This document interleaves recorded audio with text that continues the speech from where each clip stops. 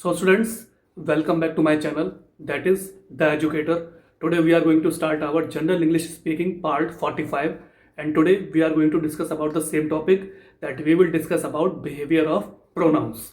So students, let's start our general English speaking part 45.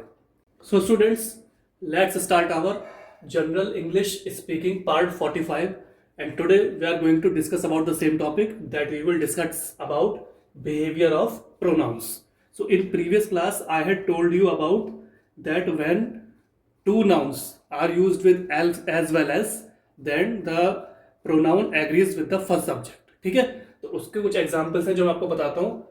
Mohan as well as his friends is doing his work.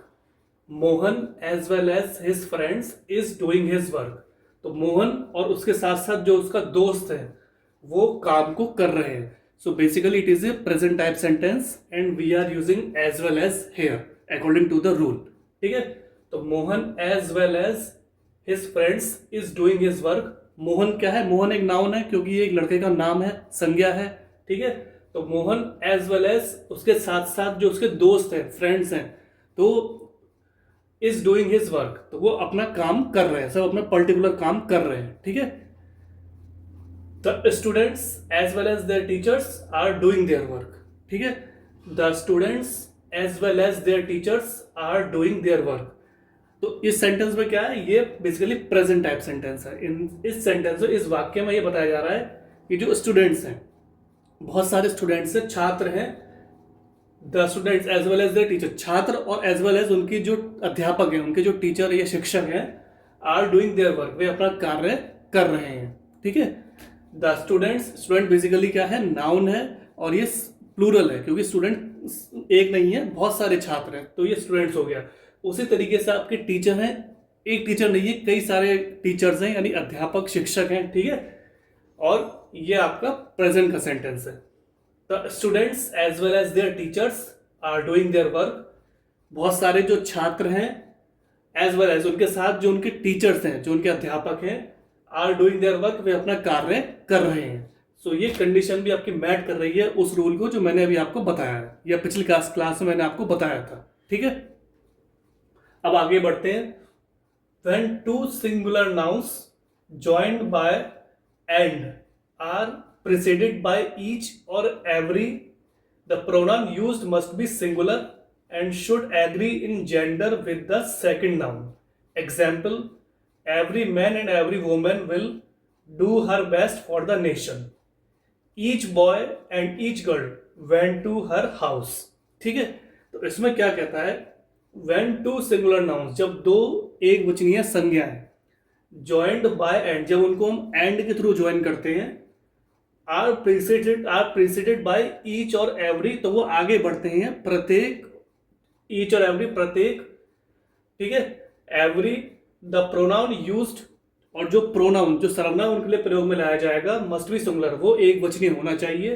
ठीक है, and should agree in gender, और उसको उस gender में, उस लिंग के प्रति भी एग्री करना चाहिए विद द सेकंड नाउन, जो दूसरी संज्ञा को रिप्रेजेंट करता है, दूसरी संज्ञा को सपोर्ट करता है.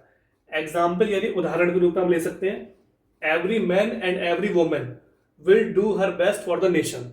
सो every man and every woman will do her best for the nation. It is basically a future type sentence, and in this sentence they are trying to say everyone, मतलब प्रत्येक मनुष्य या प्रत्येक इंसान या प्रत्येक, and every woman, और प्रत्येक महिला या लेडी या वुमेन या औरत, will do her best, तो हमेशा अपना सर्वोत्तम देने का प्रयास करेंगे for the nation, देश के भले के लिए. ठीक है, every man and every woman, प्रत्येक मेल पर्सन, प्रत्येक मर्द या मर्द और प्रत्येक औरत हमेशा विल डू आवर बेस्ट, हमेशा सब कुछ अपना सर्वोत्तम देने का प्रयास करेंगे फॉर द नेशन, देश के लिए. ठीक है, each boy and each girl went to her house. Each boy and each girl went to her house. So it is basically a past tense related sentence. So in this sentence they are trying to say प्रत्येक लड़का और प्रत्येक लड़की उसके घर पर गए, went to her house, उस प्रत्येक उसके घर पर गए. तो क्या है? ईच बॉय मतलब प्रत्येक लड़का, एंड ईच गर्ल और प्रत्येक लड़की. वेंट मतलब जाना, वेंट क्या? पास्ट फॉर्म है गो का. गो आपका प्रेजेंट फॉर्म में जाना हो गया, तो उसका पास्ट फॉर्म हो गया वेंट टू हर हाउस। तो हर क्या है, एक फीमेल पर्सन है, तो उसका हाउस क्या है, ये आपका नाउन हो, क्योंकि नाउन क्या है, एक जगह का, स्थान का या पर्टिकुलर चीज की जगह का नाम है, ठीक है। तो हाउस हो गया। Each boy and each girl went to her house, प्रत्येक लड़का और प्रत्येक लड़की उसके घर पर गए थे, ठीक है। तो इसे एक बार और समझा देता हूं मैं। वेन टू सिंगुलर नाउन्स, जब दो एक वचनीय संज्ञाएं जॉइंड बाय एंड, जब उनको एंड के थ्रू सम्मिलित या ज्वाइन किया जाता है या जोड़ा जाता है, आर प्रेसिडेड बाय ईच, तो वो आगे बढ़ते हैं ईच यानी प्रत्येक के साथ और एवरी के साथ, ठीक है।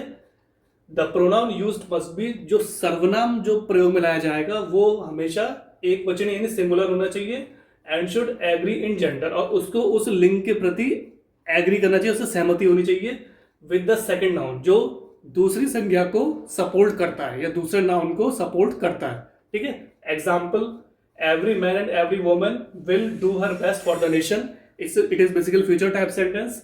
तो प्रत्येक मनुष्य या प्रत्येक मर्द और प्रत्येक औरत सदैव अपना सर्वोत्तम देने का प्रयास करेंगे देश के भले के लिए, ठीक है। Each boy and each girl went to her house, प्रत्येक लड़का और प्रत्येक लड़की उसके घर पर गए थे, ठीक है। अब हम आते अगले रूल पे। When two nouns are joined by using with, the pronoun agrees with the noun coming before with. Example, the boy with his parents has gone to see a movie, ठीक है। व्हेन टू नाउन्स, जब दो संज्ञाएं are joined bye, जब उनको join किया जाता है, जोड़ा जाता है, बाय यूजिंग विद, उनको विद के साथ जब हम जोड़ते हैं, the pronoun agrees with the, तो सर्वनाम क्या होता है, वो एग्री करता है, सहमति करता है विद द नाउन, संज्ञा के साथ, कमिंग बिफोर विद, जो विद से पहले आ रही होती है, ठीक है। तो एग्जाम्पल, इसके उदाहरण क्या हुए, the boy with his parents has gone to see a movie. तो द बॉय क्या है, ये बेसिकली ये प्रेजेंट पास्ट परफेक्ट सेंटेंस है, ठीक है, पास्ट परफेक्ट टाइप सेंटेंस है। तो इसमें क्या है, द बॉय, बॉय क्या है, एक लड़का है, तो ये बेसिकली नाउन हो गया। विद हिज पेरेंट्स, अपने पेरेंट्स यानी अपने माता पिता के साथ, has gone to see a movie, वो मूवी देखने के लिए गया है, ठीक है। The boy with his parents, तो लड़का अपने पेरेंट्स के साथ, has gone to see a movie, वे एक फिल्म यानी पिक्चर या मूवी देखने गया है। तो मूवी बेसिकली ये भी एक नाउन है, क्योंकि ये बेसिकली मूवी है, एक पर्टिकुलर फिल्म है, ठीक है, चलचित्र है, ठीक है। The boy with his parents has gone to see a movie, तो लड़का अपने पेरेंट्स के साथ मूवी देखने गया है, ठीक है। तो इस रूल को मैं एक बार और समझा देता हूं। व्हेन टू नाउन्स, जब दो संज्ञाएं are joined by using with, जब उनको जोड़ा जाता है, जब हम विद को यूज करते हैं, ठीक है। The pronoun agrees with the, तो सर्वनाम एग्री करता है, सहमति देता है विद द नाउन, उस संज्ञा के साथ, कमिंग बिफोर विद, जो विद से पहले आती है, ठीक।